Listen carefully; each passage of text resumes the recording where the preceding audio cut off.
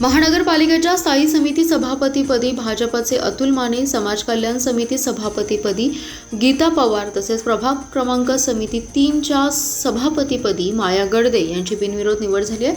भाजपच्या या तिन्ही उमेदवारांविरोधात काँग्रेस, राष्ट्रवादी शरदचंद्र पवार पक्ष आघाडीने उमेदवारी अर्ज दाखल केले नाहीत, परंतु निवडींची अधिकृत घोषणा 13 मार्चला होणाऱ्या विशेष सभेत होणार आहे। महिला व बालकल्याण समिती तसेच 3 प्रभाग समितींच्या सभापती पदांसाठी सत्ताधारी भाजप राष्ट्रवादीची युती व विरोधी राष्ट्रवादी काँग्रेस आघाडीतर्फे उमेदवारी अर्ज दाखल झालेले आहेत। स्थायी महिला व बालकल्याण, समाज कल्याण तसेच 4 प्रभाग समितींच्या सभापती पदासाठी उमेदवारी अर्ज दाखल करण्याची शेवटची मुदत दुपारी 3 पर्यंत होती।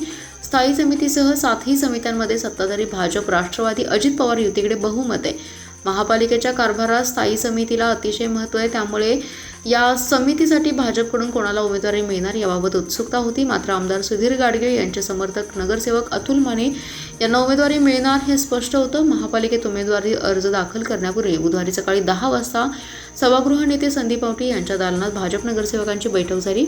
विरोधी पक्षनेते मंगे चव्हाण यांच्या दालनात काँग्रेस नगरसेवक एकत्र आले होते। गटनेते मेनुद्दीन बागवान यांच्या दालनात राष्ट्रवादी अजित पवार पक्षाच्या नगरसेवकांची बैठक झाली।